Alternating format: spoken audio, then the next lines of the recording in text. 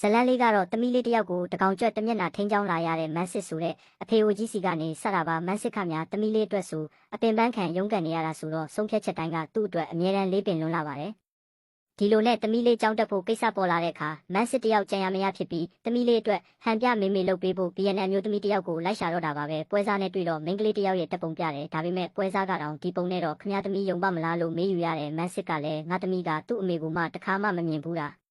းသူ့အမေ BNN မှာအလုပ်လုပ်နေတာပါဆိုပြီးလိန်ထားတာလေးဆိုပြီးဝန်ခံရှာတယ်တခြားမိန်းကလေးတွေကလည်းဟန်ပြမိန်းမမလုပ်ချင်ကြတာနဲ့နောက်ဆုံးတော့ဒီမိန်းကလေးကိုပဲမန်းစစ်သဘောတူလိုက်ရတော့တယ်ဒါပေမဲ့ဟိုလဲထွက်လာရောလမ်းမှာမထင်မှတ်ထားတဲ့ပြဿနာတစ်ခုနဲ့တက်တိုးပါလေရောမိန်းကလေးတယောက်ကိုအမျိုးသားတယောက်ကလိုက်ရိုက်နေတာစုံစမ်းကြည့်လိုက်တော့ဒီမိန်းကလေးကပြည်တစာကလပ်ကနေထွက်ပြေးလာတဲ့မီဟီဆိုတာဖြစ်ပြီးဒီလိုဘဝတဲကလွတ်ချင်လို့ထွက်ပြေးတာပါမန်းစစ်ကဝင်သားပေမဲ့ဟိုလူကမီဟီကိုပပလျက်ရိုက်ပစ်လိုက်တော့မန်းစစ်လည်းဒေါသထွက်ပြီးဟိုလူကိုလက်သီးနဲ့ထိုးထည့်လိုက်တယ်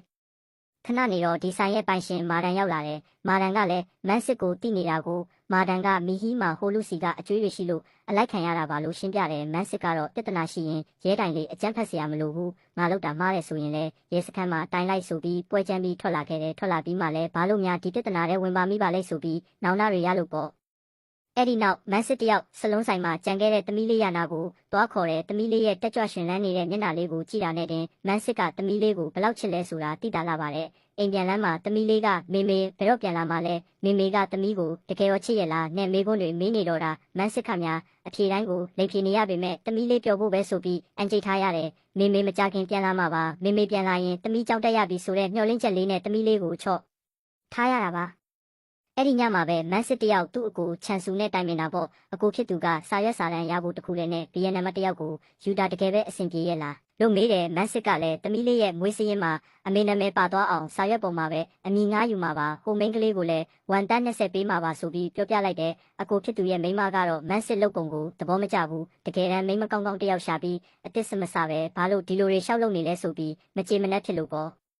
တစ်ဖက်မှာလည်းပြည်တစားအိမ်ကမာဒန်ကမီဟီကိုစူဆဲရင်းမန်းစစ်အကြောင်းပြောပြနေတယ်မာဒန်ကငါအဲ့ဒီမန်းစစ်ကိုကြောက်ရတယ်ဒီမျိုးမှာဆိုသူကလူလေးစားခံရဆုံးပဲတက်ဆန်မရှိပေမဲ့သူများအပေါ်တိတ်ရရောတာဆိုပြီးပြောပြတော့မီဟီကသူကိုယ်တိုင်ဆင်းရဲနေတာကိုဘာလို့သူများကိုကူညီနေတာလဲဆိုပြီးစိတ်ဝင်စားသွားတယ်မာဒန်ကတော့စကားလမ်းကြောင်းလွှတ်လိုက်တာပေါ့နောက်တနေ့မနက်မန်းစစ်တို့အိမ်မှာသမီးလေးရဲ့သူတို့မွေးထားတဲ့ဝက်ကလေးဒုံကီရဲ့နဲ့အေးအေးဆေးဆေးရှိနေတော့မီဟီကမနေ့ကကိစ္စအတွက်တောင်းပန်ဖို့မန်းစစ်အိမ်ကိုရောက်လာခဲ့တယ်အဲ့ဒီအချိန်မှာသမီးလေးယာနာကဝမ်ကွဲအကူနဲ့ဆော့နေတာဝမ်ကွဲအကူကနင့်အဖေကလိန်ညာနေတာလို့ဆက်လိုက်တော့ယာနာကမယုံပဲငါတို့မိသားစုကတကယ်ကြော်ရတာပါဆိုပြီးမခံချင်စိတ်နဲ့ညင်းနေရှာတယ်အဲ့ဒီအချိန်မှာပဲမန်းစစ်စီဖုန်းဝင်လာတဲ့ပွဲစားကပြောတာBNN မိန်းကလေးကဟန်ပြမေမေလုံးမပေးနိုင်တော့ဘူးတဲ့ကြောင်းအရာတော့မှငွေစင်းရင်အတွက်စာရွက်စာတမ်းကမရှိတော့မန်းစစ်စိတ်ပြက်လက်ပြက်ဖြစ်သွားတယ်မီဟီကမန်းစစ်စိတ်ညစ်နေတာမြင်တော့ဘာဖြစ်တာလဲဆိုပြီးစနောက်ရင်လက်ကိုလာကင်တော့မန်းစစ်ခါများအိုက်တင်တွေပြက်လို့ပေါ့ကန်ဆိုးကျင်တော့သမီးလေးရနာအိမ်ပြန်ရောက်လာချိန်မှာမန်းစစ်နဲ့မီဟီတို့နီးနီးကက်ကက်ရက်နေတာကိုမြင်သွားတယ်ကလေးစိတ်ဆိုတော့မေမေပြန်လာပြီးအောက်မေ့ပြီးမီဟီကိုပြေးဖက်တော့တာပဲမန်းစစ်ကဒါနဲ့မေမေမဟုတ်ဘူးလို့ဘာပဲပြောသမီးလေးကလွတ်မပေးပဲငိုပါလေရောအခြေအနေတွေပိုရှုပ်ကုန်တော့မန်းစစ်လည်းအကိုဖြစ်သူကိုရင်ဖွင့်ရပြန်တယ်မီဟီကကဖေးမှာလှုပ်ဖူးသူမို့ဟန်ဆောင်ကောင်းနေတာမဟုတ်ပါဘူးနော်လို့စိုးရိမ်နေတာအကိုဖြစ်သူကဟိုမိန်းကလေးကလည်းပြတ်သွားပြီလေမီဟီကလေးပေါ်ကောင်းနေတာပဲဒါကံကောင်းတာဖြစ်နိုင်တယ်လို့အကြံပေးတယ်မန်းစစ်အိမ်ပြန်ရောက်တော့မီဟီရဲ့ရင်ခွင်ထဲမှာအိပ်ပျော်နေတဲ့သမီးလေးကိုတွေးလိုက်ရတယ်မီဟီကပြန်ဖို့ပြင်ပေမဲ့ကလေးကရှိနေတော့မပြန်နိုင်ဖြစ်နေတယ်ဒီတော့မန်းစစ်လည်းအမှန်တိုင်းပြောပြလိုက်တော့တယ်ဟိုမိန်းကလေးမလာနိုင်တော့ဘူးသမီးလေးကလည်းမင်းကိုအမေလို့ထင်နေပြီဆိုတော့ခဏလောက်မေမေလုပ်ပေးပါလားပေါ်မီဟီကတော့ချက်ချင်းညင်းတာပေါ့ငါအတိတ်ကမကောင်းခဲ့ပေမဲ့ဒီလိုမိမမျိုးတော့မဟုတ်ဘူးဆိုပြီးဒေါသထွက်သွားတဲ့မန်းစစ်ကဝမ်တန်း20ပေးမယ်ဆိုပြီးတောင်းပန်ပေမဲ့မီဟီကညင်းတော့မဲဒါပေမဲ့မီဟီကသူ့မှာရှိတဲ့အကျွေးတွေကိုတတိယသွားတယ်ဒီအလုပ်ကိုလုပ်လိုက်ရင်ဒီအကျွေးတွေကနေလွတ်မြောက်ပြီလေနောက်ဆုံးတော့မီဟီသဘောတူလိုက်ရတော့တဲ့အကျွေးတွေကြေသွားတော့မှမီဟီခမပထမဆုံးအချိန်ကြောက်ရွံ့မှုမရှိပဲစိတ်အေးလက်အေးနေရတော့တာပါနောက်တနေ့မှာသမီးလေးယာနာကမေမေနဲ့အတူနေရတော့မယ်ဆိုပြီးအရန်ပျော်နေတာဒါပေမဲ့မာတန်ကဝန်တတန်းမရရင်မီဟီကိုမလွတ်ပေးဘူးညီးနေပြန်တဲ့သမီးလေးပျော်ဖို့အတွက်မန်းစစ်ကပတ်စံပေးပြီးမီဟီကိုမာတန်လက်ထဲကနေတရားဝင်လွတ်မြောက်ကြောင်းစာချုပ်ချုပ်ပေးလိုက်တယ်မန်းစစ်နဲ့သမီးလေးအပြင်မှာစောင့်နေတော့မီဟီအထုပ်ပြင်တာကြားနေလို့မန်းစစ်သွားခေါ်တော့မှမီဟီကထွက်ပြေးဖို့ပြင်နေတာကိုသွားတွေ့တယ်ဒါပေမဲ့သမီးလေးယာနာကအထက်ဝင်လာလိုက်လို့ထွက်ပြေးဖို့အစီအစဉ်ပြတ်သွားပြီးရုတ်တည်ကြီးနဲ့မန်းစစ်တို့နဲ့ပါလာခဲ့ရတော့တယ်အိမ်ရောက်တော့မန်းစစ်ကဘိုးဘေးတွေကိုမိတ်ဆက်ပေးမယ်ဆိုပြီးနယံကပုံတွေကိုပြတယ်ပုံတိုင်းကမန်းစစ်နဲ့ပဲတူနေတော့မီဟီခမြပို့ပြီးစိတ်မသက်မသာဖြစ်တာပေါ့ဒါကိုမြင်တဲ့မန်းစစ်ကမေမေမောနေလို့ပါဆိုပြီးသမီးလေးကိုအလိုက်တီးပြောလိုက်ရတယ်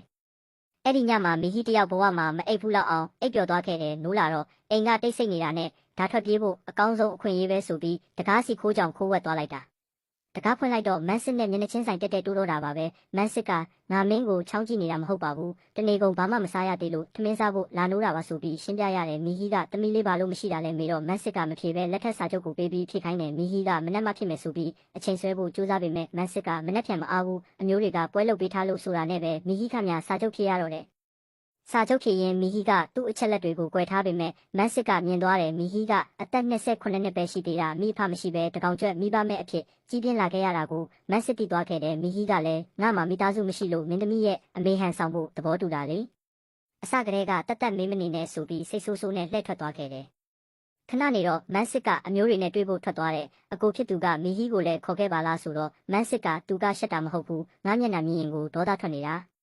ာအိမ်မှာပဲနားပါစေဆိုပြီးထားခဲ့တယ်အိမ်မှာတယောက်တည်းကြံခဲ့တဲ့မိဟီကမန်းစစ်ကိုနားကိုမလဲနိုင်ဘူးရိုးရိုးစင်းစင်းနဲ့ပတ်စံဘလို့ရှိနေလဲပေါ့ထွက်ပြေးခါနီးမန်းစစ်ပစ္စည်းတွေကိုခိုးဖို့လှုပ်တုံးမှာပဲဒဏ်ရာရထားတဲ့ခြေထောက်ကပတိပြုတ်ကျသွားတယ်အဲ့ဒီအချိန်မှာပဲမန်းစစ်နဲ့သမီးလေးအိမ်ပြန်ရောက်လာပြီးမိသွားတာပေါ့မိဟီကငါဘာမှမခိုးဘူးနော်လို့အပြအရညင်းပေမဲ့မန်းစစ်ကခိုးတယ်လို့တော့မထင်ပဲမိဟီခြေထောက်ဒဏ်ရာအကြောင်းဆေးလာရှာတာပါဆိုပြီးဒဏ်ရာကိုဂယုတစိုက်ဆေးထည့်ပေးရှာတယ်မိဟီခမရှက်လဲရှက်စိတ်လဲလှုပ်ရှားသွားရတာပေါ့နောက်တနေ့မနက်မှာသမီးလေးယာနာကမေမေနိုးလာတာနဲ့မေမေကတိတ်လာတာပဲဆိုပြီးမေမေလက်မောင်းလေးကိုကန်ကြည့်ကျင်တယ်လို့ပထမဆုံးအကြိမ်တောင်းဆိုတယ်မိဟီကကန်ယုံပဲကန်တော့လှုပ်မရဘူးလို့ပြောလိုက်တာကိုသမီးလေးကမိဟီရဲ့ရင်ဘတ်ကိုကလေးတဘာဝဆုပ်ကန်လိုက်ပြီးအဖေ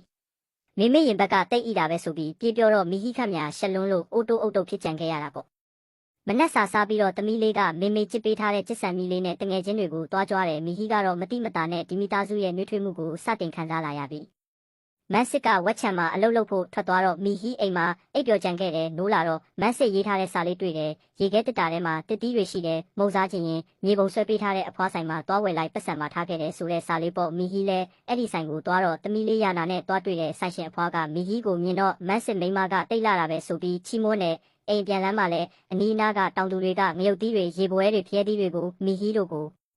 အလကားပေးကြတယ်သမီးလေးကတော့ဂုံယူလို့ပေါ့မိဟီလဲရွာသူရွာသားတွေရဲ့နှွေးထွေးမှုကိုပထမဆုံးအကြိမ်ခံစားလိုက်ရတယ်အိမ်ရောက်တော့မန်းစစ်ကမိဟီပါလာတဲ့ပစ္စည်းတွေကိုကြည့်ပြီးအံ့ဩနေတဲ့မိဟီကရွာထဲကလူတွေကငါ့ကိုတကယ်ပဲယာနာအမေလို့ယုံကြတာလားလို့မေးတော့မန်းစစ်ကရွာထဲကမြည်သူမယာနာအမေစစ်ကိုမမြင်ဘူးတော့မင်းကိုပဲအမေလို့ထင်ကြတာပေါ့လို့ရှင်းပြတယ်နောက်တနေ့မနက်မိဟီကမန်းစစ်စပင်းတွေရှုပ်ပွားနေတာတွေ့လို့စပင်းညက်ပေးမယ်ဆိုပြီးအောက်မှာထိုင်ခိုင်းတဲ့မိန်းကလေးတယောက်နဲ့ဒီလောက်နီးနီးကပ်ကပ်မနေဘူးလားကြားပြီးဖြစ်တဲ့မန်းစစ်ခမမိဟီလက်ကလေးကသူ့စပင်းကိုထိလိုက်တာနဲ့တပြိုင်နက်တကူလုံးတုံရင်ပြီးစိတ်တွေကြောက်ကြက်ဖြစ်ကုန်တော့တာပဲစပင်းညက်ပြီးတော့မိဟီကမြို့ထဲကိုဆိုင်ကခဏငှားသွားခြင်းတယ်လို့ပြောပေမဲ့မန်းစစ်ကအတူတူသွားကြဆိုပြီး၃ယောက်သားမြို့ထဲထွက်ခဲ့ကြတယ်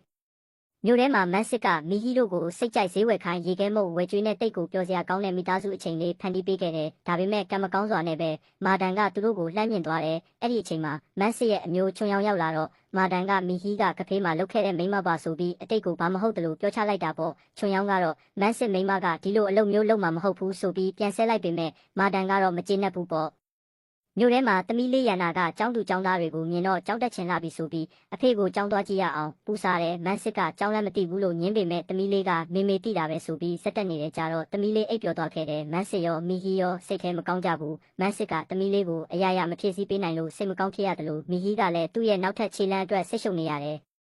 ်နောက်တော့မန်းစစ်ကဝက်ကလေးမွေးတော့မှမို့အလုပ်ပို့လုပ်ရမယ်ဆိုပြီးထွက်သွားတယ်မိဟီကယာနာကျောင်းကိစ္စပြောချင်ပေမဲ့မန်းစစ်ကစိတ်ညစ်မှဆိုလို့စကားလမ်းကြောင်းလွှဲသွားခဲ့တယ်မန်းစစ်ထွက်သွားတော့မိဟီကစာပွဲဆွဲခုံကိုဖွင့်ကြည့်ရင်လက်ထက်စာချုပ်ကိုတွေ့သွားတယ်မန်းစစ်ကဒီစာချုပ်ကိုရုံးမှာသွားမတင်ရသေးဘူးဘာလို့လဲဆိုတော့မိဟီရဲ့လက်မှတ်မပါသေးလို့ပဲဒါကိုမြင်တော့မိဟီစိတ်ထဲတော်တော်လေးလှုပ်ရှားသွားခဲ့တယ်အဲ့ဒီအချိန်မှာပဲမန်းစစ်ရဲ့အမျိုးချုံရောင်ကအိမ်ကိုရောက်လာတယ်။ချုံရောင်ကမိဟီကိုမြင်တာနဲ့မင်းကတာမန်ပါပဲလားကဖေးမှာလုတ်ခဲ့တာလဲငါတိတယ်နော်ဆိုပြီးရိုင်းရိုင်းဆိုင်ဆိုင်ပြောတော့တာပဲမိဟီမှာဘာမှပြန်မပြောနိုင်ပဲရင်ထဲမှာကွဲကြေသွားခဲ့ရတယ်မန်းစစ်ကသူ့အတိတ်ကိုလှုပ်ဝက်ပေးမယ်လို့ကတိပေးထားပါလျက်နဲ့ဘာလို့သူများကိုရှောက်ပြောရတာလဲဆိုပြီးဝမ်းနေသွားခဲ့တယ်။အဲ့ဒီညမှာမန်းစစ်ကမူပြီးအိမ်ပြန်လာတဲ့လမ်းမှာပန်းလေးတွေခူရင်သူ့ကိုယ်သူစကားတွေပြောလာတာပေါ့မိဟီကအတိတ်မှာဘာပဲဖြစ်ခဲ့သူ့မှာလဲအချစ်ခံခြင်းနဲ့စိတ်ရှိတာပဲတမီးလေးကလည်းသူ့ကိုဒီလောက်ချစ်နေတာငါသာပို့တော်တဲ့လူဆိုရင်သူ့အပေါ်မကောင်းတာတွေလုံးမိမလားမသိဘူးငါဒီလိုအိုကြီးဖြစ်နေတာပဲကံကောင်းပါတယ်ဆိုပြီးပါဇက်ကရောရှက်ပြီးရေရွတ်နေတာပါဒါတွေကိုမိဟီကအိမ်ထဲကနေအကုန်ကြားနေရတယ်မိဟီခမရင်ထဲမှာစမျောကြီးဖြစ်ပြီးဒီမှာပဲဆက်နေရမလားထွက်သွားရမလားမဝေခွဲနိုင်ဖြစ်နေတော့တယ် နောက်တနေ့မနက်မှာမီဟီဖျားနေတာမို့သမီးလေးယာနာကအဖေကိုဆေးသွားဝယ်ခိုင်းတယ်သမီးလေးကမီဟီကိုပြုစုရင်းမေမေငှက်ကသားသမီးကိုကာကွယ်တဲ့ပုံမြင်လေးဖက်ပြတော့မီဟီခမြငိုပါလေရောသမီးလေးကမေမေငှက်မသေးပါဘူးလို့အားပေးပေမဲ့မီဟီကတော့ဒီကလေးနာမှာထာဝရမရှိပေးနိုင်တော့ဘူးဆိုတဲ့အတိနဲ့ဝမ်းနဲ့လို့မဆုံးနိုင်ဖြစ်နေတယ်မြို့ထဲမှာမန်းစစ်ဆေးဝယ်တာကိုချုံရောင်းမြင်တော့မန်းစစ်ကိုမေးတယ်မန်းစစ်ကမီဟီဖျားလို့ဆိုတော့ချုံရောင်းကမနေ့ကအကြောင်းတွေပြောပြလိုက်တာပေါ့အဲ့ဒီတော့မှချုံရောင်းကမီဟီကိုတွားရိုင်းဆိုင်ခဲ့မှမန်းစစ်တီသွားပြီးအိမ်ကိုဒေါသနဲ့အမြန်ပြန်လာခဲ့တယ်အိမ်ရောက်တော့မီဟီမရှိတော့ဘူးမန်းစစ်လည်းအပြင်ကိုပြေးလိုက်ရှာတော့မီဟီကိုလမ်းမှာသွားတွေ့တယ်မန်းစစ်ကမာဒန်ကပြောလိုက်တာပါလို့ရှင်းပြပေမဲ့မီဟီကမယုံတော့ဘူးမန်းစစ်ကိုလူလိမ့်လို့ဆွဆွဲပြီးငါဘဝကအမိုက်လို့ဖြစ်နေတာမင်းရောက်လာပြီးမှအရာရာကိုလာရှုပ်ပစ်တာမင်းမလာခင်ကငါယာနာကိုရောမင်းကိုရောလက်ခံဖို့ပြင်ထားတာဆိုပြီးငိုယိုပြီးပြောတော့တာပဲမန်းစစ်ကဝမ်းနေစွာနဲ့မင်းစိတ်ထဲမှာငါကမင်းကိုလမ်းမအောင်ပို့မဲ့လူလားဒါမှမဟုတ်မင်းကိုအိမ်ပြန်ခေါ်လာပေးတဲ့လူလားလို့မေးလိုက်တာပေါ့မီဟီကတော့ဘာမှဆက်မပြောနိုင်တော့ပဲထွက်သွားခြင်းနဲ့ဆိုတဲ့စကားပဲပြောပြီးထွက်သွားခဲ့တော့တယ်ရက်အနှဲငယ်ကြာပြီးနောက်သမီးလေးယာနာကမေမေဘာလို့ဖုံးမဆက်တာလဲဘာလို့ထွက်သွားတာလဲလို့မေးလာတယ်မန်းစစ်ကမေမေဗီယက်နမ်ကိုအလုပ်လုပ်ဖို့ပြန်သွားတာပါဖေဖေเจ้าအမပေးနိုင်သေးလို့တောင်းပန်ပါတယ်ဆိုပြီးသမီးလေးကိုချော့ရပြန်တယ်တစ်ဖက်မှာလည်းဆေးဆိုင်တစ်ခုထဲမှာမီဟီရောက်နေတဲ့ကလေးမလေးတစ်ယောက်မေမေငှက်ပုံပြင်ဖတ်ပြီးငိုနေတာကိုမြင်တော့မီဟီကမေမေငှက်ကမသေးပါဘူးသူ့သားသမီးနဲ့ပျော်ပျော်ရွှင်ရွှင်ပြန်နေရမှာပါလို့သွားပြောပေးရင်သမီးလေးယာနာကိုတတိယနေခဲ့တယ်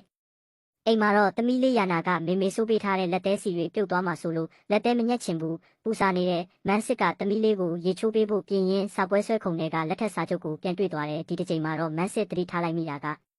စာချုပ်မှာမီဟီလက်မှတ်ထိုးထားခဲ့တာပဲဒါရင်မကဘူးသူ့အသက်အမှန်ဖြစ်တဲ့32နှစ်ဆိုတာကိုပါပြင်ရေးထားခဲ့တာမီဟီကစာရွက်ပေါ်မှာပဲဟန်ပြမိမမလုပ်ချင်ခဲ့ဘူးမန်းစစ်တို့နဲ့အတူတူတကယ်သက်ဆုံးဆန်ဖြူပေါင်းတင်းချင်ခဲ့တာပါဆိုတာကိုမန်းစစ်နားလည်လိုက်ရတယ်မန်းစစ်ခမများဝမ်းတာလွန်းလို့မျက်ရည်ပင်ကျခဲ့ရပါတယ်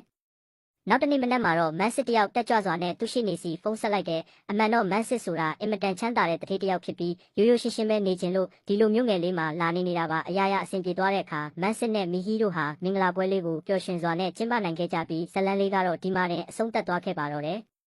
ဒီဇလန်းလေးရဲ့သင်ခန်းစာကတော့အမေတို့လူရင်းထဲမှာမထင်မှတ်ပဲမိသားစုအစ်စ်တစုအခမဲ့ကုံစုံပစ္စည်းတွေအိမ်မွေးဝက်ကလေးတစ်ကောင်နဲ့တို့သားအပြင်မင်္ဂလာပွဲပါအလကားရသွားနိုင်တာမို့ကမောက်ကမဖြစ်ရတွေဆိုတာတခါတလေမျက်မှန်အမဲတက်ထားတဲ့အချစ်ဇလန်းလေးများဖြစ်နေ